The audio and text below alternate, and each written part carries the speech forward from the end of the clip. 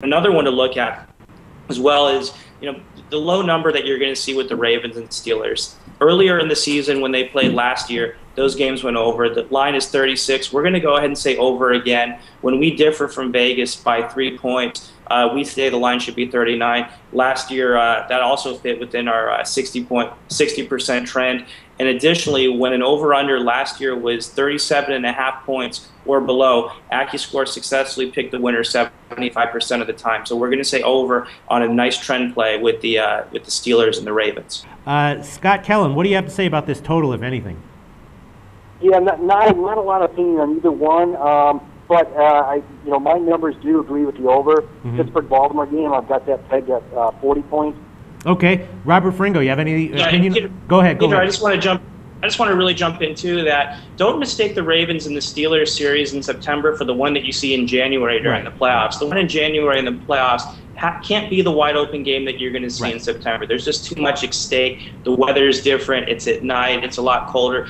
The Steelers and the Ravens teams that they're going to be showcasing on Sunday aren't the Steelers-Ravens teams from 2 or 3 years ago. You got weapons all over the field. You have playmakers all over the field. Each team has a brand now. I mean, it's no longer, the Steelers are no longer a Hines Ward-led wide receiver corps. They have Mike Wallace who can extend the field. Really solid ball club, and the same with Baltimore, who's really put a lot of effort to get away from the Derek Mason, Mark Clayton years and to be able to get in Lee Evans and Anquan Bolden and really have playmakers that can extend the field, go down the field. So don't be surprised if you're going to see points in this game, because in September with good weather, it's an entirely different rivalry than it is in January. For sure, for sure. Ringo, you got anything to say about that?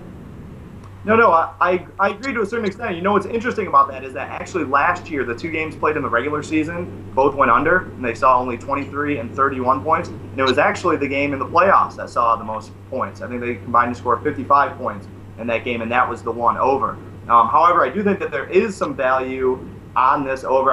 It's definitely not a play for me, but that's been the trend. They're 7-3-1 over when these two teams meet in the last 11 meetings. The Ben Roethlisberger-led Steelers over the last half-decade have been one of the most consistent and one of the best over bets in the NFL during that time. Baltimore's secondary is a little suspect, so I can see some value there.